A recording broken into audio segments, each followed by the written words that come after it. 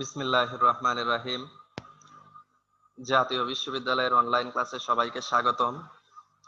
করোনাকালীন শিক্ষা কার্যক্রম চলমান রাখার স্বার্থে জাতীয় বিশ্ববিদ্যালয়ের উদ্যোগে অনলাইন ক্লাসে সংযুক্ত হতে পেরে আমি আনন্দিত।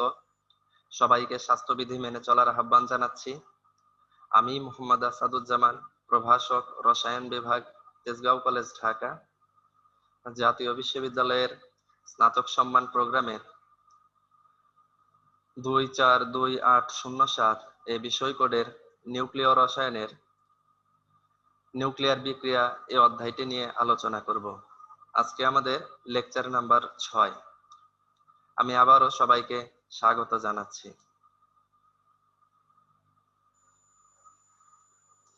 আমাদের এই নিউক্লিয়ার বিক্রিয়া এই অধ্যায়ের আলোচ্য সূচি সমূহ হচ্ছে নিউক্লিয়ার বিক্রিয়া, এর বৈশিষ্ট্য, তেজস্ক্রিয় বিক্রিয়ার শর্তসমূহ, নিউক্লিয়ার বিক্রিয়ার ধরন, টার্গেট বিক্রিয়ার প্রকারভেদ, নিউক্লিয় বিক্রিয়ার উৎপাদ প্রজেক্টাইলের উপর নির্ভরশীলতা, নিউক্লিয় বিক্রিয়ার সমীকরণ, নিউক্লিয় বিক্রিয়া ও রাসায়নিক বিক্রিয়ার মধ্যে পার্থক্য, নিউক্লিয়ার ফিশন, নিউক্লিয়ার ফিউশন বিক্রিয়ার মধ্যে পার্থক্য, নিউক্লিয়ার বিক্রিয়ার ভর শক্তি সংরক্ষণশীলতা নীতি, নিউক্লিয়ার বিক্রিয়ার কিউমান হিসাবকরণ, নিউক্লিয় বিক্রিয়ার সূচনা শক্তি সমীকরণ, নিউক্লিয় বিক্রিয়ার প্রত্যক্ষ মিথস্ক্রিয়া, নিউক্লিয় বিক্রিয়ার প্রস্থচ্ছেদ, নিউক্লিয়ার ফিশন বিক্রিয়া, নিউক্লিয়ার বিভাজন তত্ত্ব, বোর হুইলার তত্ত্ব, স্বতঃস্ফূর্ত নিউক্লিয় বিভাজন, আবিষ্ট নিউক্লিয় বিভাজন, নিউক্লিয়ার ফিউশন, তাপ নিউক্লিয়ার বিক্রিয়া, নিউক্লিয় চেইন বিক্রিয়া, সৌরশক্তি ও নিউক্লিয় সংযোজন বিক্রিয়া। এই বিষয়সমূহ আমাদের নিউক্লিয়ার বিক্রিয়া অধ্যায়ের আলোচ্য সূচি। প্রথমে আমরা আসি নিউক্লিয় বিক্রিয়া। একটা সাধারণ বিক্রিয়া আর নিউক্লিয় বিক্রিয়ার মধ্যে যদি আমরা দেখি, সাধারণ যে বিক্রিয়াগুলো অর্থাৎ যেগুলোকে আমরা বলছি রাসায়নিক বিক্রিয়া, এই বিক্রিয়াগুলোতে পরমাণুর যোজ্যতা স্তরের ইলেকট্রন সমূহ আদান প্রদান ঘটে। যখন পরমাণুর যোজ্যতা স্তরের ইলেকট্রন সমূহ আদান প্রদান ঘটে তখন শুধু ইলেকট্রন সংখ্যা কম বেশি হয়, কিন্তু এখানে মৌল কোনো পরিবর্তন ঘটে না। অর্থাৎ মৌল আগেও যা ছিল পরবর্তীতেও তাই থাকে। সেক্ষেত্রে হচ্ছে যৌগটা হয়তো এক যৌগ থেকে আরেক যৌগে রূপান্তরিত হচ্ছে, কিন্তু যৌগের ভিতরে মৌলের কোনো পরিবর্তন হচ্ছে না। অন্যদিকে নিউক্লিয়ার বিক্রিয়া যদি আমরা দেখি, নিউক্লিয়ার বিক্রিয়া কি? নিউক্লিয়ার বিক্রিয়া হচ্ছে যেসব বিক্রিয়ায় কোনো পরমাণুর কেন্দ্র বা নিউক্লিয়াস স্বতঃস্ফূর্তভাবে বিভাজিত হয়ে অথবা অন্য কোনো হালকা কণা দ্বারা আঘাতপ্রাপ্ত হয়ে একটি নতুন নিউক্লিয়াস এবং একটি হালকা কণা উৎপন্ন করে, সেই সব বিক্রিয়াকে আমরা বলি নিউক্লিয় বিক্রিয়া। এখানে দুটি ওয়েতে হতে পারে। একটি হচ্ছে নিউক্লিয়াস স্বতঃস্ফূর্তভাবে বিভিন্ন ধরনের রশ্মি বিকিরণ করে অন্য মৌলে পরিণত হতে পারে, অথবা কোনো হালকা কণা দ্বারা আঘাতপ্রাপ্ত হয়ে একটি নতুন নিউক্লিয়াস এবং হালকা কণা উৎপন্ন করে এবং এই প্রক্রিয়াতে বিপুল পরিমাণে শক্তি উৎপন্ন করে। এটিও একটি নিউক্লিয় বিক্রিয়া। আমরা চিত্রটা যদি খেয়াল করি তাহলে দেখব এখানে একটি নিউট্রন দ্বারা একটি ইউরেনিয়াম 235 এই আইসোটোপকে আঘাত করা হচ্ছে। এখানে খুব অস্থিতিশীল একটি আনস্টেবল একটি নিউক্লিয়াস ইউরেনিয়াম 236 উৎপন্ন করছে। এটি খুব সাময়িক সময়ের জন্য উৎপন্ন হয় এবং এরপরে এখান থেকে বিপুল পরিমাণ শক্তি নির্গত করছে এবং ক্রিপ্টন ও বেরিয়ামে রূপান্তরিত হচ্ছে। এখানে 3টি নিউট্রন উৎপন্ন হচ্ছে। এই বিক্রিয়াতে বিপুল পরিমাণে তাপ শক্তি উৎপন্ন হয়। এ কারণে এটি একটি নিউক্লিয় বিক্রিয়া। অর্থাৎ নিউক্লিয় বিক্রিয়া যদি আমরা দেখি তাহলে নিউক্লিয় বিক্রিয়ার একটা বৈশিষ্ট্য হচ্ছে এখানে যদি দেখা যায় তাকে করা হয়, অর্থাৎ একটা ক্ষুদ্র নিউক্লিয়াসকে কোনো একটি ভারী নিউক্লিয়াসকে একটি হালকা কণা দ্বারা যদি আমরা আঘাত করি তাহলে দেখা যাবে একাধিক ক্ষুদ্র নিউক্লিয়াসে পরিণত হবে এবং তাদের ভর হবে প্রায় কাছাকাছি এবং এখান থেকে বিপুল পরিমাণ শক্তি এবং কিছু কণা নির্গত হবে। এ ধরনের বিক্রিয়াকে আমরা বলি নিউক্লিয় বিক্রিয়া।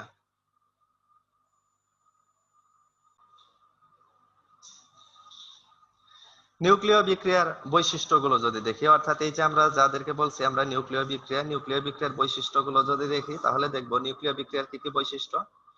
নিউক্লিয় বিক্রিয়ার প্রথম যে বৈশিষ্ট্য সেটা হচ্ছে নিউক্লিয় বিক্রিয়া একমুখী।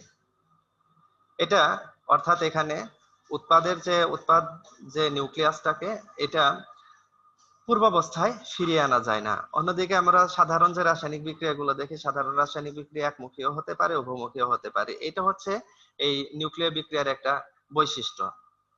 আরেকটি বৈশিষ্ট্য হচ্ছে যে এই বিক্রিয়ায় নিউক্লিয়াসের পরিবর্তন ঘটে এবং নতুন মৌল সৃষ্টি করে, অর্থাৎ নতুন নিউক্লিয়াস উৎপন্ন করবে। আমরা দেখি যে এই যে ইউরেনিয়াম 235 কে আমরা একটা নিউট্রন দ্বারা আঘাত করলাম, আঘাত করার ফলে বেরিয়াম এবং ক্রিপ্টনে রূপান্তরিত হলো। এখানে দেখা যায় মৌল ছিল, পূর্বে ছিল হলো ইউরেনিয়াম, এটিকে যখন আঘাত করা হয়েছে এটি নতুন মৌল অর্থাৎ বেরিয়াম এবং ক্রিপ্টন দুটি নতুন মৌলে রূপান্তরিত হয়েছে। এখানে মৌল অর্থাৎ নতুন নিউক্লিয়াস উৎপন্ন করেছে। এটি একটি নিউক্লিয় বিক্রিয়ার বিশেষ বৈশিষ্ট্য। সাধারণ বিক্রিয়াতে কখনোই মৌল চেঞ্জ হয় না। মৌল পূর্বেও যেটা ছিল পরেও দেখা যায় যে সেটা থাকে। হয়তো দেখা যায় যে তাদের সংযুক্তি চেঞ্জ হয়, আগে যে পরমাণুর সাথে যুক্ত ছিল পরবর্তীতে অন্য পরমাণুর সাথে যুক্ত হতে পারে, কিন্তু এখানে মৌল চেঞ্জ হবে না। কিন্তু নিউক্লিয় বিক্রিয়ার একটা বৈশিষ্ট্য হচ্ছে যে নিউক্লিয় বিক্রিয়াতে এখানে নতুন নিউক্লিয়াস উৎপন্ন হবে। আর উৎপন্ন শক্তির পরিমাণ যদি আমরা দেখি তাহলে দেখবো হচ্ছে নিউক্লিয় বিক্রিয়াতে উৎপন্ন শক্তির পরিমাণ হচ্ছে 10⁸ কিলো ক্যালোরি পার মোল। অর্থাৎ এখানে যে পরিমাণ বিপুল পরিমাণ শক্তি উৎপন্ন হচ্ছে এই শক্তি রাসায়নিক বিক্রিয়া অপেক্ষা অনেক বেশি। রাসায়নিক বিক্রিয়াতে এত পরিমাণে শক্তি উৎপন্ন হয় না।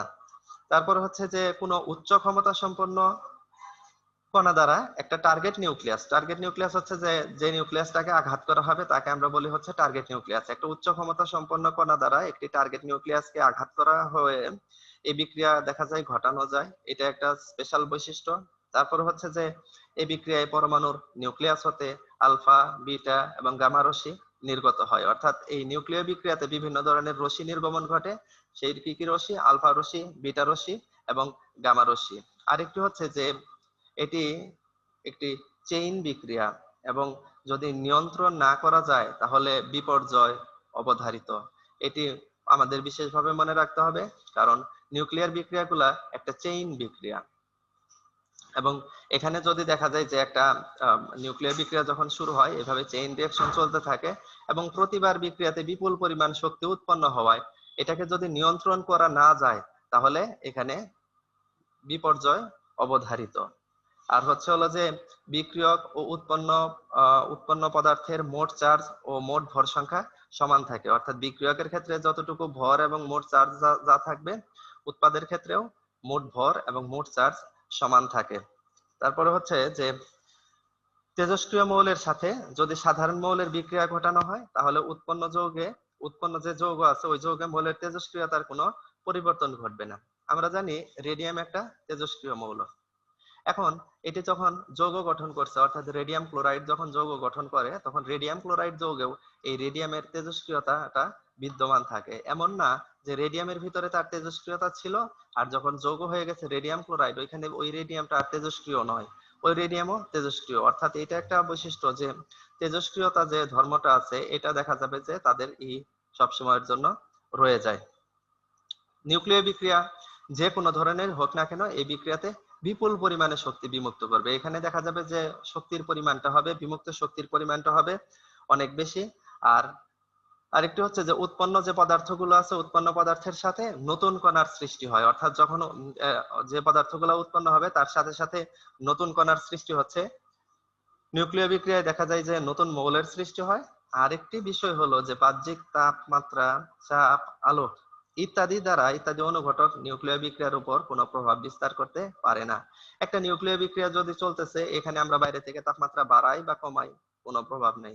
এখানে চাপ বাড়ানো হলো কমানো হলো তারও কোনো প্রভাব নাই। এখানে যদি আমরা দেখা যায় যে এটাকে একেবারে অত্যন্ত উত্তপ্ত করে ফেলি, এটাকে যদি তরলীকৃত করা হয়, এটাকে যদি আবার শীতলীকৃত করা হয় তাহলেও দেখা যায় যে তার যে বৈশিষ্ট্য অর্থাৎ তার যে সমস্ত বৈশিষ্ট্য পূর্বেও ছিল পরেও দেখা যাবে ওই সমস্ত বৈশিষ্ট্যই থাকে। এখানে তার বৈশিষ্ট্য কোনো কিছু চেঞ্জ হয় না।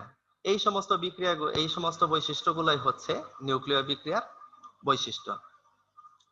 এরপরে আমরা আসবো নিউক্লিয় বিক্রিয়ার প্রকারভেদ।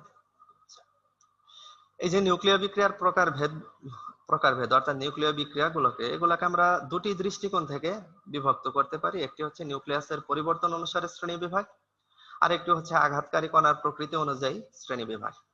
নিউক্লিয়াসের পরিবর্তন অনুসারে যখন আমরা শ্রেণী বিভক্ত করি তাহলে নিউক্লিয় বিক্রিয়ার প্রকারভেদ হচ্ছে নিউক্লিয়ার ফিশন বা বিভাজন, নিউক্লিয়ার ফিউশন বা সংযোজন, ক্যাপচার বিক্রিয়া, কণা কণা বিক্রিয়া, স্ট্রিমিং ও পিকআপ বিক্রিয়া, ট্রান্সমুটেশন বিক্রিয়া, স্পেলেশন বিক্রিয়া, বিক্ষেপণ বিক্রিয়া। অন্যদিকে আঘাতকারী কণার প্রকৃতি অনুযায়ী এটা হচ্ছে আলফা কণা দ্বারা সংঘটিত বিক্রিয়া, নিউট্রন দ্বারা সংঘটিত বিক্রিয়া, প্রোটন দ্বারা সংঘটিত বিক্রিয়া, ডিউটেরন দ্বারা সংঘটিত বিক্রিয়া। এরপরে আছে ট্রিটিয়াম দ্বারা সংঘটিত বিক্রিয়া এবং ফোটন দ্বারা সংঘটিত বিক্রিয়া। অর্থাৎ এই যে আমাদের টার্গেট যে নিউক্লিয়াস আছে, টার্গেট নিউক্লিয়াসকে কে আঘাত করতেছে এই অনুযায়ী আমরা এদেরকে শ্রেণী বিভক্ত করি। যদি টার্গেট নিউক্লিয়াসকে আলফা কণা দ্বারা আঘাত করা হয় তাহলে এটাকে আমরা ওই বিক্রিয়াটাকে বলবো আলফা কণা দ্বারা সংঘটিত বিক্রিয়া। যদি টার্গেট নিউক্লিয়াসকে নিউট্রন দ্বারা আঘাত করা হয় তাহলে এটাকে আমরা বলবো নিউট্রন দ্বারা সংঘটিত বিক্রিয়া। যদি টার্গেট নিউক্লিয়াসকে প্রোটন দ্বারা আঘাত করা হয় তাহলে বলা হবে প্রোটন দ্বারা সংঘটিত বিক্রিয়া। এইভাবে যদি ডিউটেরন, ট্রিটিয়াম এবং ফোটন দ্বারা আঘাত করা হয় তাহলে তাদেরকে বলা হবে যথাক্রমে ডিউটেরিয়াম দ্বারা সংঘটিত, ট্রিটিয়াম দ্বারা সংঘটিত এবং ফোটন দ্বারা সংঘটিত বিক্রিয়া। এই হচ্ছে আমাদের নিউক্লিয় বিক্রিয়ার প্রকারভেদ। তাহলে আমরা এই নিউক্লিয় বিক্রিয়ার যে প্রকারভেদগুলো দেখলাম এদের প্রত্যেকটার একটু বিস্তারিততে যাব। প্রথমে আমরা আসি নিউক্লিয়াসের পরিবর্তন অনুসারে যে শ্রেণী বিভক্ত করেছিলাম নিউক্লিয়ার ফিশন। একটি ইউরেনিয়াম নিউক্লিয়াস, ইউরেনিয়াম 235, এই নিউক্লিয়াসটাকে একটি নিউট্রন দ্বারা আঘাত করা হয়েছে। আমরা বিক্রিয়াটি দেখি। এখানে বেরিয়াম, ক্রিপ্টন এবং নিউট্রন এবং বিপুল পরিমাণে শক্তি উৎপন্ন হচ্ছে। এই যে বিক্রিয়াটা এখানে দেখা গেছে একটি ইউরেনিয়াম আইসোটোপকে একটি নিউট্রন দ্বারা আঘাত করার পরে বেরিয়ামে পরিণত হয়েছে ক্রিপ্টন এবং 3টি নিউট্রন এবং বিপুল পরিমাণে তাপ শক্তি উৎপন্ন হয়। এটি নিউক্লিয়ার ফিশন বিক্রিয়া। তাহলে নিউক্লিয়ার ফিশন বিক্রিয়া কাকে বলবো? নিউক্লিয়ার ফিশন বিক্রিয়া হচ্ছে যে নিউক্লিয় বিক্রিয়াতে একটি ভারী নিউক্লিয়াসকে একটি ক্ষুদ্র কণা দ্বারা আঘাত করলে প্রায় সমশক্তি সম্পন্ন একাধিক ক্ষুদ্র নিউক্লিয়াস এবং বিপুল পরিমাণে তাপ শক্তি, সেই সাথে দেখা যায় যে বিভিন্ন কণা নির্গত হয়, সেই বিক্রিয়াকে বলা হয় নিউক্লিয়ার ফিশন বিক্রিয়া। এই যে নিউক্লিয়ার ফিশন বিক্রিয়া বলছি আমরা, এই নিউক্লিয়ার ফিশন বিক্রিয়া একটা অত্যন্ত গুরুত্বপূর্ণ বিক্রিয়া এবং এই বিক্রিয়াটা কিন্তু এই যে পারমাণবিক চুল্লিতে যে প্রক্রিয়াতে বিদ্যুৎ উৎপাদন করা হয় এটি হচ্ছে নিউক্লিয়ার ফিশন প্রক্রিয়াতে। অর্থাৎ নিউক্লিয়ার ফিশন প্রক্রিয়াতে দেখা যাবে যে পারমাণবিক চুল্লিতে শক্তি উৎপাদন করা হয়, কারণ ওইখানে দেখা যায় এইভাবে ইউরেনিয়াম নিউক্লিয়াসটাকে নিউট্রন দ্বারা আঘাত করে বেরিয়াম, ক্রিপ্টন, তারপরে নিউট্রন পাচ্ছি, তার সাথে বিপুল পরিমাণে তাপ শক্তি পাই। সেই তাপ শক্তিটা কাজে লাগিয়ে পরবর্তীতে দেখা যায় যে আমরা বিদ্যুৎ উৎপাদন করছি।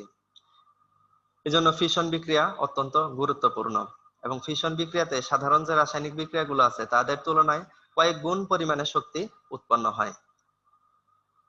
এরপরে আমরা আসি ফিউশন। ফিউশন মানে হচ্ছে সংযোজন। অর্থাৎ দুটি ক্ষুদ্র নিউক্লিয়াসকে যদি দেখা যায় যে দুটি ক্ষুদ্র নিউক্লিয়াস একত্রিত হয়ে একটি তুলনামূলকভাবে ভারী নিউক্লিয়াস এবং বিপুল পরিমাণে তাপ শক্তি নির্গত করে, অথবা দেখা যায় যে দুটি ক্ষুদ্র নিউক্লিয়াস একত্রিত হয়ে তুলনামূলকভাবে একটি ভারী নিউক্লিয়াস এবং দেখা যায় যে বিভিন্ন কণা উৎপন্ন করে, তার সাথে বিপুল পরিমাণে যদি তাপ শক্তি উৎপন্ন হয় তাহলে সেই বিক্রিয়াটাকে আমরা বলি নিউক্লিয়ার ফিউশন বিক্রিয়া। নিউক্লিয়ার ফিউশন বিক্রিয়াতে যে তাপ শক্তি উৎপন্ন হয় বা যে পরিমাণে শক্তি উৎপন্ন হয় এটা নিউক্লিয়ার ফিশন বিক্রিয়ার কয়েক গুণ। অর্থাৎ ফিউশন বিক্রিয়াতে হিউজ পরিমাণে তাপ শক্তি উৎপন্ন হয়। যেমন সূর্যে যে বিক্রিয়াটা ঘটে সেটা হচ্ছে নিউক্লিয়ার ফিউশন। নিউক্লিয়ার ফিউশন বিক্রিয়া ঘটার কারণে সূর্যে এত বিপুল তাপ শক্তি উৎপন্ন হচ্ছে যার দ্বারা এই বিশ্ব জগতে দেখা যায় যে আলোকিত হচ্ছে। সূর্যে বিপুল পরিমাণে দেখা যায় যে হাইড্রোজেন গ্যাস রয়েছে, এই হাইড্রোজেন গুলা পরস্পর দেখা যায় যে একত্রিত হয়ে তুলনামূলকভাবে একটি ভারী নিউক্লিয়াস এবং বিপুল পরিমাণে তাপ শক্তি উৎপন্ন করে। এই যে নিউক্লিয়ার ফিউশন বিক্রিয়া আমরা দেখছি এখানে, যদি আমরা চিত্রে খেয়াল করি তাহলে দেখবো যে দুটি ডিউটেরিয়াম আইসোটোপ একত্রিত হয়ে একটি হিলিয়াম নিউক্লিয়াস, নিউট্রন এবং 3.27 মেগা ইলেকট্রন ভোল্ট শক্তি উৎপন্ন করছে। আবার দুটি ডিউটেরিয়াম নিউক্লিয়াস একত্রিত হয়ে একটি ট্রিটিয়াম নিউক্লিয়াস, একটি প্রোটিয়াম এবং 4.023 মেগা ইলেকট্রন ভোল্ট শক্তি উৎপন্ন করেছে। কিংবা 3 নম্বরে যদি দেখি একটি ডিউটেরিয়াম এবং একটি ট্রিটিয়াম নিউক্লিয়াস একত্রিত হয়ে দুটি ই নিউক্লিয়াস উৎপন্ন করেছে, অর্থাৎ একটি হিলিয়াম নিউক্লিয়াস এবং একটি নিউট্রন এবং 17.59 মেগা ইলেকট্রন ভোল্ট শক্তি উৎপন্ন করেছে। সর্বশেষ যে বিক্রিয়াটি আছে 4 নম্বর বিক্রিয়া, সেটি হচ্ছে যে একটি ডিউটেরিয়াম একটি হিলিয়াম নিউক্লিয়াস একত্রিত হয়ে একটি হিলিয়াম নিউক্লিয়াস, তারপরে একটি হাইড্রোজেন এবং 18.3 মেগা ইলেকট্রন ভোল্ট শক্তি উৎপন্ন করেছে। এই যে বিক্রিয়াগুলা, এই বিক্রিয়াগুলা হচ্ছে নিউক্লিয়ার ফিউশন বিক্রিয়ার অন্তর্ভুক্ত। এখানে কি দেখা যাচ্ছে, প্রত্যেকটা বিক্রিয়ায় আমরা দেখলাম যে দুটা ক্ষুদ্র ক্ষুদ্র নিউক্লিয়াস ছিল, তারা একত্রিত হয়ে তুলনামূলকভাবে একটি ভারী নিউক্লিয়াস এবং বিপুল পরিমাণে তাপ শক্তি উৎপন্ন করছে। এই কারণে এই বিক্রিয়াকে আমরা বলি নিউক্লিয়ার ফিউশন।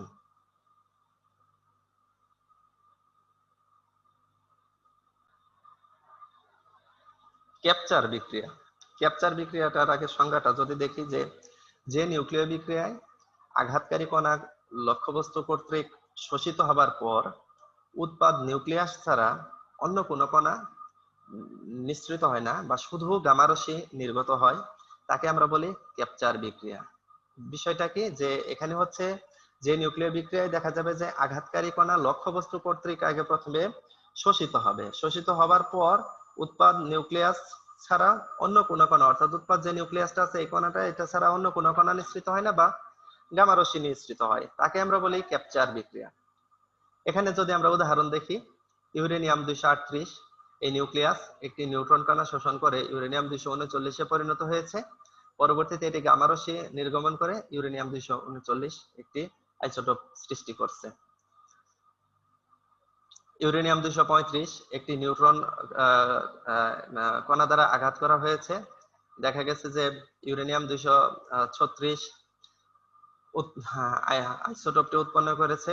পরবর্তীতে এটি গামা রশ্মি নির্গত করে ইউরেনিয়াম 236 আইসোটোপে পরিণত হয়েছে। একইভাবে দেখা যাবে যে পরবর্তী যেগুলো আছে, অর্থাৎ আমরা দেখি যে এইভাবে নিউট্রন কণা দ্বারা অর্থাৎ জ্যানন কণা কর্তৃক এই নিউট্রনটা ক্যাপচার হয়ে গেছে, পরবর্তীতে এসে দেখা গেছে এটা জ্যাননের নিউক্লিয়াসে পরিণত হয়ে গেছে।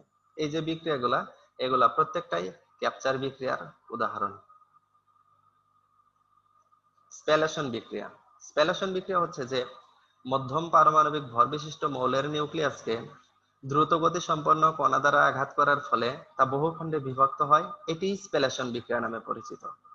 এখানে দেখা যায় যে স্প্যালেশন বিক্রিয়া যখন সংঘটিত হয়, এটা নিউক্লিয়ার ফিশন বিক্রিয়ার সাথে একটু পার্থক্য আছে।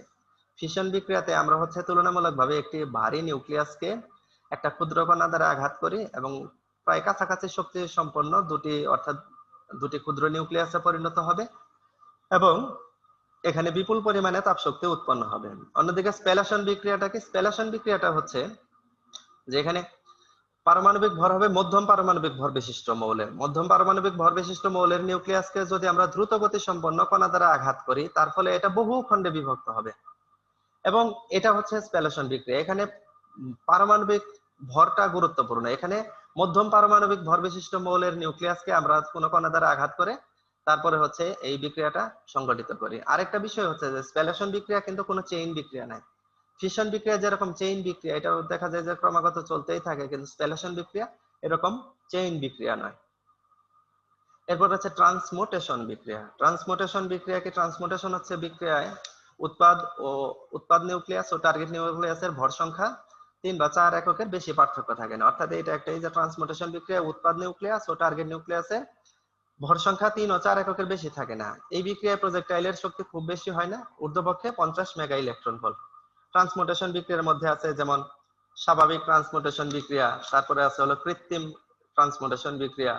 স্বাভাবিক ট্রান্সমুটেশন বিক্রিয়া আবার আছে হলো আলফা কণা ঘটিত ট্রান্সমুটেশন, বিটা কণা ঘটিত ট্রান্সমুটেশন, গামা কণা ঘটিত ট্রান্সমুটেশন, এরকম ভাবে আমরা বিভক্ত করেছি। এই যে এখানে চিত্রে দেখতেছি আমরা একটি নাইট্রোজেনের 14 আইসোটোপ রয়েছে, তাকে আমরা আলফা কণা দ্বারা দেখা যায় যে সেটি আলফা কণা দ্বারা সাথে বিক্রিয়া করে পরবর্তীতে এসে দেখা যায় যে অক্সিজেন 17 আইসোটোপ এবং হাইড্রোজেন বা প্রোটিয়ামে পরিণত হয়ে গেছে।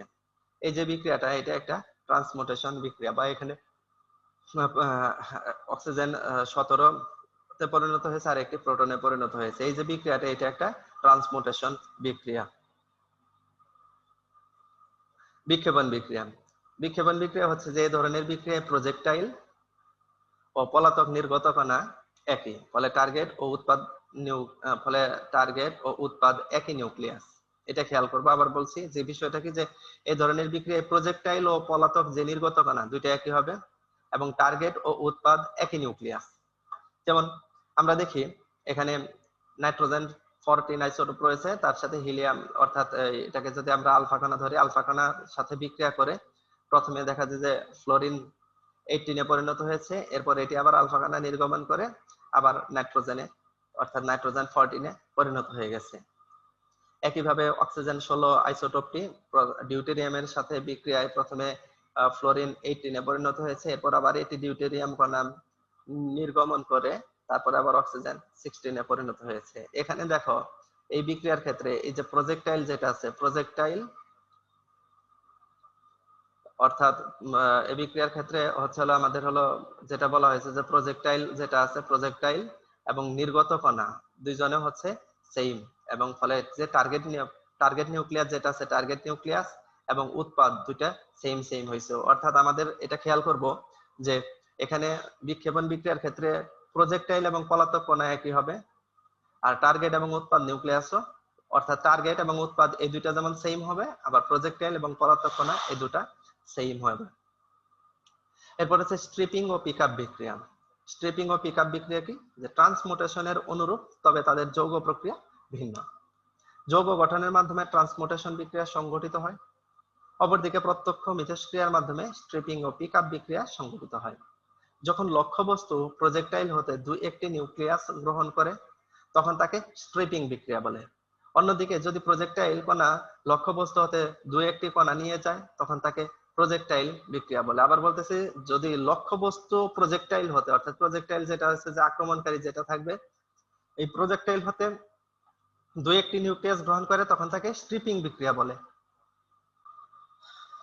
অন্যদিকে যদি প্রজেক্টাইল কণা লক্ষ্যবস্তু হতে দুই একটি কণা নিয়ে যায় তখন তাকে আমরা বলবো হচ্ছে প্রজেক্টাইল বিক্রিয়া। অর্থাৎ এক্ষেত্রে প্রজেক্টাইল কণায় যে লক্ষ্যবস্তু আছে সেখান থেকে একটা দুইটা কণা নিয়ে চলে যাবে, এটাই হচ্ছে হলো প্রজেক্টাইল বিক্রিয়া। তাহলে আশা করি প্রজেক্টাইল এবং স্ট্রিপিং বিক্রিয়াটা বোঝা গেছে। স্ট্রিপিং বিক্রিয়াটা আবার বলছি যে স্ট্রিপিং বিক্রিয়াতে যেটা থাকবে আমাদের প্রজেক্টাইল হতে দেখা যাবে যে যখন প্রজেক্টাইল হতে যেটা টার্গেট নিউক্লিয়াস আছে, টার্গেট নিউক্লিয়াসে প্রজেক্টাইল হতে একটা দুইটা গ্রহণ করবে, অর্থাৎ দুই একটি নিউক্লিয়াস গ্রহণ করবে। অন্যদিকে যদি প্রজেক্টাইল কণা লক্ষ্যবস্তু হতে যদি দুই একটি কণা নিয়ে যায় তখন সেটাকে আমরা বলি প্রজেক্টাইল বিক্রিয়া।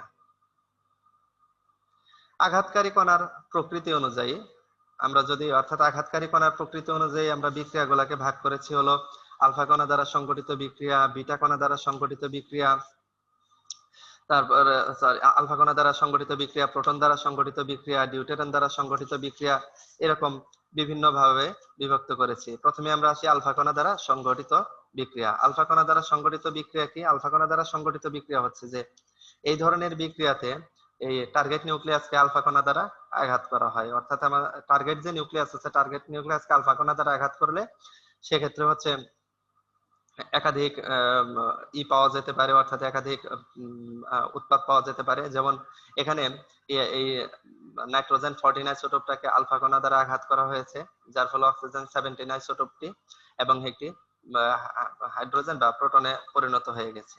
এটা দ্বিতীয়ত হচ্ছে যে প্রোটন দ্বারা সংগঠিত বিক্রিয়া, অর্থাৎ অ্যালুমিনিয়াম 27 কে একটি প্রোটন দ্বারা আঘাত করা হয়েছে, যার ফলে এটি ম্যাগনেসিয়াম 24 এবং আলফা কণাতে পরিণত হয়েছে। এটি হচ্ছে হলো প্রোটন দ্বারা সংগঠিত বিক্রিয়া। ডিউটেরন দ্বারা সংগঠিত বিক্রিয়া হচ্ছে যে দুটি ডিউটেরন কণা পরস্পরের সাথে যুক্ত হয়ে একটি দেখা যায় যে হিলিয়াম নিউক্লিয়াস এবং নিউট্রনে পরিণত হয়েছে, এটি হচ্ছে ডিউটেরন দ্বারা সংগঠিত বিক্রিয়া। এরপরে রয়েছে নিউট্রন দ্বারা সংগঠিত বিক্রিয়া। একটি নাইট্রোজেন 14 কে একটি নিউট্রন দ্বারা আঘাত করা হয়েছে, যার ফলে কার্বন 14 এবং হাইড্রোজেনে পরিণত হয়েছে, এটি হচ্ছে হলো নিউট্রন দ্বারা সংগঠিত বিক্রিয়া। তাহলে আঘাতকারী কণার প্রকৃতি অনুযায়ী আমরা বিক্রিয়াগুলোকে চারটি ভাগে ভাগ করেছি: আলফা কণা দ্বারা সংগঠিত বিক্রিয়া, প্রোটন দ্বারা সংগঠিত বিক্রিয়া, ডিউটেরন দ্বারা সংগঠিত বিক্রিয়া এবং নিউট্রন দ্বারা সংগঠিত বিক্রিয়া। এরপরে আমরা আসি কয়েকটি সাধারণ জিনিস: টার্গেট নিউক্লিয়াস, প্রজেক্টাইল, উৎপাদ বা প্রোডাক্ট, পলাতক বা নির্গত কণা বা এসকেপিং পার্টিকেলস। প্রথমে আমরা আসি হলো টার্গেট নিউক্লিয়াস। টার্গেট নিউক্লিয়াসটা কি? যে নিউক্লিয়ার বিক্রিয়ার ক্ষেত্রে যে দুটি নিউক্লিয়াসের মধ্যে সংঘর্ষ বা বিক্রিয়া সংঘটিত হয় তাদের মধ্যে তুলনামূলকভাবে যেটি ভারী সেটিকে বলা হয় টার্গেট নিউক্লিয়াস। নিচের বিক্রিয়াটি যদি আমরা দেখতেছি যে এখানে একটি আলফা কণা দ্বারা এই নাইট্রোজেন 14 এই আইসোটোপটাকে আঘাত করা হচ্ছে। এখানে আলফা কণার চাইতে নাইট্রোজেনের ভর অনেক বেশি, এ কারণে নাইট্রোজেন 14 এই আইসোটোপটি হচ্ছে একটি টার্গেট নিউক্লিয়াস। প্রজেক্টাইল। প্রজেক্টাইল হচ্ছে যে নিউক্লিয়াসটি তুলনামূলকভাবে হালকা, অর্থাৎ নিউক্লিয় বিক্রিয়ার ক্ষেত্রে যে দুটি নিউক্লিয়াসের মধ্যে সংগঠিত হবে তাদের মধ্যে, অর্থাৎ যে দুটি নিউক্লিয়াসের মধ্যে বিক্রিয়া সংগঠিত হবে তাদের মধ্যে যেটি তুলনামূলকভাবে হালকা সেটিকে আমরা নাম দিয়েছি হলো প্রজেক্টাইল। যেমন আলফা কণা এবং নাইট্রোজেন 14 এই দুজন যখন বিক্রিয়া সংগঠিত করতেছে তখন দেখা গেছে যে এই আলফা কণার ভর হচ্ছে অনেক কম। তাহলে এই যে আলফা কণা যেটা এটিকে আমরা বলবো হচ্ছে প্রজেক্টাইল। উৎপাদ, এরপরে কি উৎপাদ হচ্ছে বা প্রোডাক্ট কি? নিউক্লিয় বিক্রিয়ার ক্ষেত্রে যে সকল নিউক্লিয়াস বা কণা উৎপন্ন হয় তাদের মধ্যে যেটি ভারী তাকে উৎপাদ বলবো। এখানে আমরা দেখতেছি যে এই যে নাইট্রোজেন 14 আইসোটোপটিকে আলফা কণা দ্বারা যখন আঘাত করলাম তখন দুটি দেখা যায় যে দুটি বস্তু দেখা যায় যে বা দুটি নিউক্লিয়াস বা দুটি কণা নির্গত হয়েছে। এখানে হচ্ছে অক্সিজেন 17 আর একটি হচ্ছে হাইড্রোজেন 1। এই দুইজনের ভিতরে এই অক্সিজেন 17 যেটা তার ভর হচ্ছে অনেক বেশি। যেহেতু অক্সিজেন 17 এর ভর অনেক বেশি এ কারণে অক্সিজেন 17টাকে আমরা বলবো হচ্ছে উৎপাদ। আর পলাতক বা নির্গত কণা বা এসকেপিং পার্টিকেলস কোনটা? যে উৎপাদ যেগুলো হবে উৎপাদের ভিতরে যেটি হচ্ছে তুলনামূলকভাবে হালকা সেটিকে আমরা নাম দিয়েছি হলো এসকেপিং পার্টিকেলস বা পলাতক বা নির্গত কণা। যেমন এখানে দুটি দেখা যায় যে পলাতক বা নির্গত কণা উৎপন্ন হয়েছে, একটি হচ্ছে একটি হচ্ছে প্রোটন আর একটি হচ্ছে অক্সিজেন 17। তাদের মধ্যে দেখা যায় যে প্রোটনের ভর অনেক কম, এই কারণে এটি হচ্ছে এসকেপিং পার্টিকেলস। আমি আশা করি তোমরা এই চারটা জিনিস বুঝতে পেরেছো, টার্গেট নিউক্লিয়াস কি, প্রজেক্টাইল কি, উৎপাদ কি, পলাতক বা নির্গত কণা এই বিষয়সমূহ কি। আমরা এর পরের স্লাইডটাতে চলে যাই। নিউক্লিয় বিক্রিয়ার উৎপাদ প্রজেক্টাইলের উপর নির্ভরশীলতা, অর্থাৎ এই যে আমরা বলতেছি যে নিউক্লিয় বিক্রিয়া যখন ঘটবে তখন এখানে কি উৎপাদ উৎপন্ন হবে এটা অনেকটাই প্রজেক্টাইলের উপর নির্ভর করে। প্রজেক্টাইল বলতে প্রজেক্টাইলের শক্তিটার উপরে বিশেষ করে নির্ভর করে, অর্থাৎ যে প্রজেক্টাইল বা আক্রমণকারী কণা আছে তার উপর অনেকটাই নির্ভর করে। নিউক্লিয় বিক্রিয়াতে দেখা গেছে যে যখন প্রজেক্টাইলের শক্তি 50 মেগা ইলেকট্রন ভোল্টের মধ্যে থাকে তখন ট্রান্সমুটেশন বিক্রিয়া সংঘটিত হয়। যখন দেখা যায় যে 100 থেকে 200 মেগা ইলেকট্রন ভোল্ট শক্তি সীমার মধ্যে যদি থাকে প্রজেক্টাইলের শক্তি তাহলে সেক্ষেত্রে হচ্ছে স্প্যালেশন বিক্রিয়া ঘটে। প্রজেক্টাইলের শক্তি যদি 100 থেকে 200 মেগা ইলেকট্রন ভোল্ট শক্তি সীমার অধিক হলে ফ্র্যাগমেন্টেশন বিক্রিয়া সংঘটিত হবে। বিক্রিয়ার ধরন পরিবর্তিত হয়, প্রজেক্টাইলের শক্তির পরিবর্তনের সাথে সাথে উৎপাদের ধরনও পাল্টাতে থাকে। যৌগ নিউক্লিয়াস উত্তেজিত হয় প্রজেক্টাইলের অতিরিক্ত ভর ও গতিশক্তি দ্বারা। একই যৌগ নিউক্লিয়াস একই টার্গেট নিউক্লিয়াস ও প্রজেক্টাইল দ্বারা সৃষ্টি হলে তাদের মধ্যে অতিরিক্ত শক্তি প্রজেক্টাইলের গতিশক্তির উপর নির্ভর করে। যেমন 15 মেগা ইলেকট্রন ভোল্ট শক্তি সম্পন্ন আলফা কণা দ্বারা থোরিয়াম 234 এই নিউক্লিয়াসকে আঘাত করলে ইউরেনিয়াম 238 যৌগ নিউক্লিয়াস তৈরি হচ্ছে। অর্থাৎ যখন কখন 15 মেগা ইলেকট্রন ভোল্ট শক্তি সম্পন্ন আলফা কণা দ্বারা আঘাত করছি তখন ইউরেনিয়াম 238 এই যৌগ নিউক্লিয়াস তৈরি করছে। 25 মেগা ইলেকট্রন ভোল্ট শক্তি সম্পন্ন আলফা কণা দ্বারা থোরিয়াম 234 নিউক্লিয়াসকে আঘাত করলে যে যৌগ নিউক্লিয়াস তৈরি হবে তাতে প্রথম নিউক্লিয়াসের তুলনায় 10 মেগা ইলেকট্রন ভোল্ট বেশি অতিরিক্ত শক্তি থাকবে। থোরিয়াম নিউক্লিয়াসটাকে যদি 40 মেগা ইলেকট্রন ভোল্ট শক্তি সম্পন্ন আলফা কণা দ্বারা আঘাত করা হয় তাহলে যে যৌগ নিউক্লিয়াস তৈরি হয় তাতে প্রথম নিউক্লিয়াস হতে 25 মেগা ইলেকট্রন ভোল্ট বেশি অতিরিক্ত শক্তি থাকে। এই অতিরিক্ত শক্তির কারণেই যৌগ নিউক্লিয়াস হতে নিউক্লিয়ন বিশেষ করে নিউট্রন নির্গত হয়। প্রত্যেকটি নিউট্রন যৌগ নিউক্লিয়াস হতে দেখা গেছে যে 10 থেকে 25 মেগা ইলেকট্রন ভোল্ট শক্তির প্রয়োজন হয়। অতএব প্রথম যৌগিক নিউক্লিয়াস হতে একটি নিউট্রন, দ্বিতীয় যৌগ নিউক্লিয়াস হতে দুটি নিউট্রন, তৃতীয় যৌগ নিউক্লিয়াস হতে 4টি নিউট্রন সৃষ্টি হবে এবং যথাক্রমে ইউরেনিয়াম 235, ইউরেনিয়াম 234 এবং ইউরেনিয়াম 232 উৎপাদ সৃষ্টি হবে। সুতরাং একথা আমরা বলতেই পারি যে নিউক্লিয় বিক্রিয়ার উৎপাদ প্রজেক্টাইলের শক্তির উপর নির্ভর করে।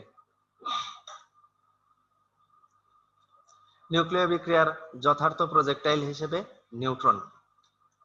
নিউক্লিয় বিক্রিয়ায় প্রোটন, নিউট্রন, ডিউটেরন ইত্যাদি প্রজেক্টাইল রূপে ব্যবহৃত হয় এবং এদের মধ্যে নিউট্রন এদের মধ্যে সবচাইতে উত্তম প্রজেক্টাইল। এর কারণটা কি? কারণ হচ্ছে নিউট্রন হচ্ছে তড়িৎ নিরপেক্ষ, তাই এটি ধনাত্মক আধান বিশিষ্ট টার্গেট নিউক্লিয়াস দ্বারা বিকর্ষিত হয় না। আমি যদি একটা প্রোটনকে যদি দেখা যায় যে টার্গেট নিউক্লিয়াস রূপে ব্যবহার করি, তাহলে এটা যখন ওই প্রজেক্টাইল রূপে ব্যবহার করি, তাহলে এই প্রোটনটা যখন এই টার্গেট নিউক্লিয়াসকে আঘাত করতে যাবে, তখন টার্গেট নিউক্লিয়াসের প্রোটনগুলা এই প্রোটনকে বিকর্ষণ করবে, কারণ সমধর্মী চার্জ পরস্পরকে বিকর্ষণ করে।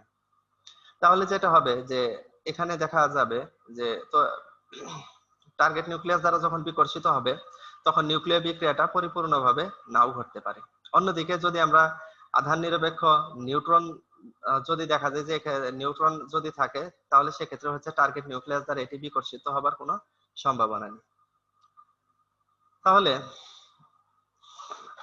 যেটা হচ্ছে যে যদি প্রোটন দ্বারা সংগঠিত হয়, অর্থাৎ প্রোটন বা ডিউটেরন টার্গেট নিউক্লিয়াসের ধনাত্মক আধান দ্বারা তীব্রভাবে বিকর্ষিত হবে, যার ফলে কার্যকর নিউক্লিয়ার বিক্রিয়া হবে না।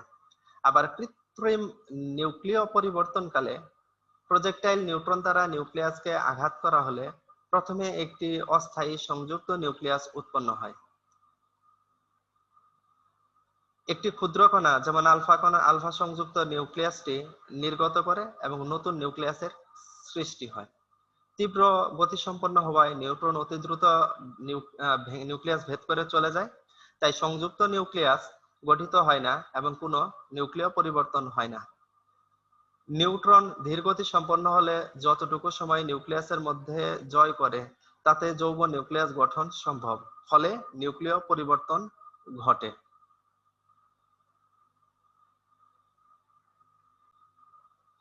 আমরা যদি এই নিউক্লিয় বিক্রিয়ার প্রজেক্টাইল হিসেবে নিউট্রন এর একটা চিত্র যদি দেখি, তাহলে বিষয়টা আরো ভালোভাবে বুঝতে পারবো। এখানে দেখতেছি আমরা নিউট্রন দ্বারা এই যখন ইউরেনিয়াম কণাটাকে আঘাত করা হয়েছে, তখন দেখা যায় খুব অল্প সময়ের জন্য ইউরেনিয়াম 237 সে পরিণত হয়েছে পরক্ষণে এটি বেরিয়াম এবং ক্রিপ্টন এতে পরিণত হয়েছে। এটি ক্রিপ্টন, আরটা মিস্টেক হয়ে গেছে, বেরিয়াম এবং ক্রিপ্টনে পরিণত হয়ে গেছে। তাহলে এই যে বিক্রিয়াটি ইউরেনিয়াম 236 কে নিউট্রন কণা দ্বারা আঘাত করার ফলে সংঘটিত হয়েছে। এবং এখানে দেখতেছি, এখানে দেখা যায় যে এই যে নিউট্রন কণাটা আধান নিরপেক্ষ হওয়ায় এখানে যখন ইউরেনিয়াম নিউক্লিয়াসটাকে মানে টার্গেট নিউক্লিয়াস যেটা, এটাকে যখন প্রজেক্টাইল হিসেবে নিউট্রন আঘাত করতে আসে, তখন এই প্রজেক্টাইল কণা অর্থাৎ নিউট্রন কণা এই টার্গেট নিউক্লিয়াসের কোনো কণা কর্তৃক আর বিকর্ষিত হয় না, যার ফলে এখানে নিউট্রন দ্বারা বিক্রিয়াটি সংঘটিত হয়। এরপরে আমরা আসবো নিউক্লিয় বিক্রিয়া ও রাসায়নিক বিক্রিয়ার মধ্যে পার্থক্য। তারপরে আরেকটি পার্থক্য দেখব যে নিউক্লিয়ার ফিশন এবং ফিউশন বিক্রিয়ার মধ্যে পার্থক্য। প্রথমে আমরা দেখব যে নিউক্লিয় বিক্রিয়া ও রাসায়নিক বিক্রিয়ার মধ্যে কি কি পার্থক্য আছে। নিউক্লিয় বিক্রিয়া কাকে বলেছিলাম? নিউক্লিয় বিক্রিয়া বলছিলাম যে কোনো পরমাণুর নিউক্লিয়াস স্বতঃস্ফূর্তভাবে বিভিন্ন রশ্মি বিকিরণ করে অন্য মৌলের নিউক্লিয়াসে যদি পরিণত হয়, অথবা অন্য কোনো একটা উচ্চ গতি সম্পন্ন কোনো একটা কণা দ্বারা এই টার্গেট নিউক্লিয়াসকে আঘাত করে যদি দেখা যায় কোনো বিক্রিয়া সংঘটিত করা হয়, তাহলে সেটিকে আমরা নাম দিয়েছি নিউক্লিয় বিক্রিয়া। অন্যদিকে রাসায়নিক বিক্রিয়া কি? রাসায়নিক বিক্রিয়া হচ্ছে যে এক বা একাধিক পদার্থ পারমাণবিক বিক্রিয়া করে দেখা যায় যে একটা যদি যৌগ গঠন করে, সেই বিক্রিয়াকে আমরা বলবো রাসায়নিক বিক্রিয়া। অর্থাৎ একাধিক মৌল পরস্পর সাথে বিক্রিয়া করে যদি কোনো একটা নতুন যৌগ সৃষ্টি করে, তাহলে সেটিকে আমরা বলবো রাসায়নিক বিক্রিয়া। নিউক্লিয় বিক্রিয়াতে যদি আমরা দেখি যে নিউক্লিয় বিক্রিয়াতে যদি বাহ্যিক তাপ, চাপ, আলো এগুলা কোনো প্রভাব বিস্তার করতে পারে না, অর্থাৎ এদের কোনো প্রভাব নাই। অন্যদিকে রাসায়নিক যে বিক্রিয়াগুলো আছে, রাসায়নিক বিক্রিয়ার মধ্যে দেখা যায় যে তাপ, চাপ, আলো যদি এগুলা যদি দেখা যায় যে চেঞ্জ করা হয়, তাহলে বিক্রিয়ার দেখা যাবে যে প্রকৃতিও চেঞ্জ হয়ে যাবে। অর্থাৎ রাসায়নিক বিক্রিয়ার উপর তাপমাত্রা, চাপ, ঘনমাত্রা এদের প্রভাব রয়েছে।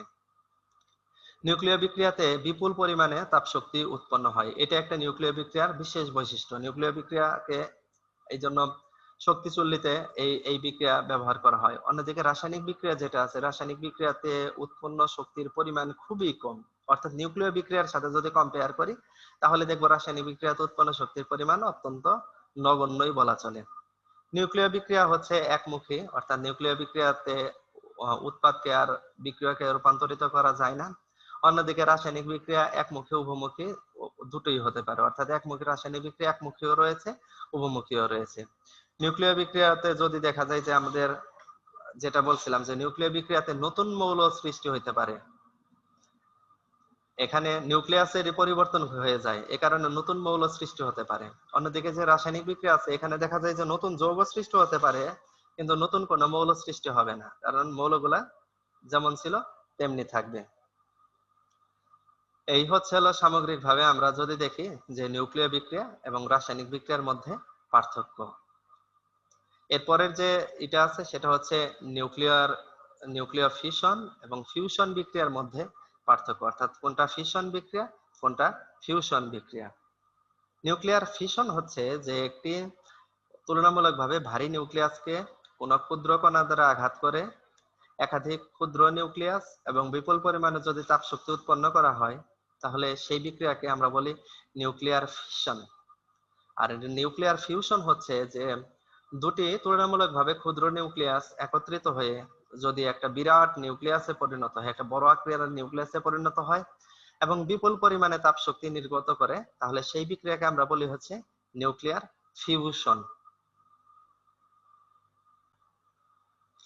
এই যে ফিশন প্রক্রিয়া যেটা বলছিলাম, ফিশন প্রক্রিয়াটা কোথায় সংগঠিত করা হয়? সাধারণত হচ্ছে হলো যে পারমাণবিক চুল্লিতে নিউক্লিয়ার ফিশন বিক্রিয়া সংগঠিত হয়, আর সূর্যে নিউক্লিয়ার ফিউশন বিক্রিয়া সংগঠিত হয়।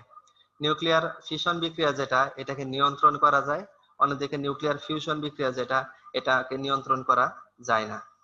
নিউক্লিয়ার ফিশন বিক্রিয়াতে যে পরিমাণে তাপ শক্তি উৎপন্ন হয়, আর নিউক্লিয়ার ফিউশন প্রক্রিয়াতে নিউক্লিয়ার ফিশন ফিউশন দুটিতেই তাপ শক্তি উৎপন্ন হয়, তবে ফিশনের চাইতে নিউক্লিয়ার ফিউশন বিক্রিয়াতে কয়েক গুণ পরিমাণে তাপ শক্তি উৎপন্ন হয়। তারপরে হচ্ছে নিউক্লিয়ার যে ইটা আছে, অর্থাৎ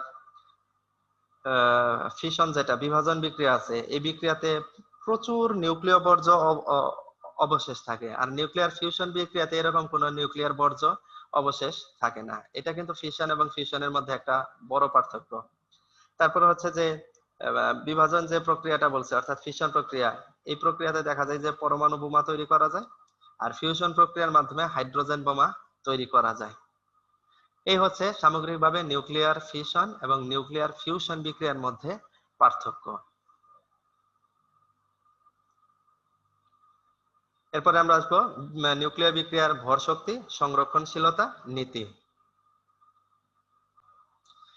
নিউক্লিয় বিক্রিয়ার ভর শক্তি সংরক্ষণশীলতা নীতি হচ্ছে যে ভর সংখ্যার সংরক্ষণ। নিউক্লিয় বিক্রিয়ায় বিক্রিয়ক সমূহের মোট সংখ্যা ও উৎপাদন সমূহের মোট ভর সংখ্যা সমান বা স্থির হয়। যেমন এখানে দেখা গেছে যে কার্বন 12, তারপরে হচ্ছে আলফা কণা তার বিক্রিয়া করে উৎপন্ন করতেছে হলো যে অক্সিজেন 15 নিউক্লিয়াস এবং একটি নিউট্রন। এখানে আমরা যদি মোট ভর হিসাব করি, তাহলে দেখবো হচ্ছে মোট ভর হচ্ছে 16, বিক্রিয়কের ক্ষেত্রেও 16, উৎপাদের ক্ষেত্রেও 16। আর যদি পারমাণবিক সংখ্যা যদি আমরা হিসাব করি, তাহলে বিক্রিয়কের ক্ষেত্রেও দেখতেছি 8, উৎপাদের ক্ষেত্রেও 8। 2 নাম্বার হচ্ছে পারমাণবিক সংখ্যা বা বৈদ্যুতিক চার্জ সংরক্ষণ। পারমাণবিক সংখ্যা বা বৈদ্যুতিক চার্জ সংরক্ষণ নিউক্লিয় বিক্রিয়ায় প্রজেক্টাইল টার্গেটের মোট পারমাণবিক সংখ্যা, উৎপাদ নিউক্লিয়াস ও প্রক্ষিপ্ত কণার মোট পারমাণবিক সংখ্যা সমান হয়। নিউক্লিয় বিক্রিয়ায় কিছু ভর হ্রাস পায়। আইনস্টাইনের ভর শক্তির তুল্যতা নীতি অনুযায়ী তা সমতুল্য পরিমাণ শক্তিতে রূপান্তরিত হয়। যে পরিমাণ শক্তি বিমুক্ত হয় তাকে নিউক্লিয় বিক্রিয়ার সংখ্যা কিউ সংখ্যা বলে। সকল নিউক্লিয় বিক্রিয়ায় প্রজেক্টাইল ও টার্গেট নিউক্লিয়াসের মোট ভরবেগ উৎপাদ ও প্রক্ষিপ্ত কণার মোট ভরবেগের সমান, অর্থাৎ রৈখিক ভরবেগের সমান। এই ছিল আমাদের আজকের নিউক্লিয় বিক্রিয়ার আলোচ্য বিষয়। প্রিয় শিক্ষার্থীরা, আমি আজকে যতটুকু পড়ালাম এই বিষয়টুকু তোমরা বাসায় পড়বে। বাসায় পড়ে তারপরে হচ্ছে যদি দেখা যায় যে প্র্যাকটিস করো, ইনশাল্লাহ ভালো কিছু করবে। তো আজকে এ পর্যন্তই থাকবে। তোমাদের আবারও সুস্বাস্থ্য এবং দীর্ঘায়ু কামনা করছি। সবাই ভালো থাকো, সুস্থ থাকো, নিরাপদে থাকো, করোনা কালে বাসায় থাকো। সবার সুস্বাস্থ্য কামনা করছি। ধন্যবাদ সবাইকে। আল্লাহ হাফেজ।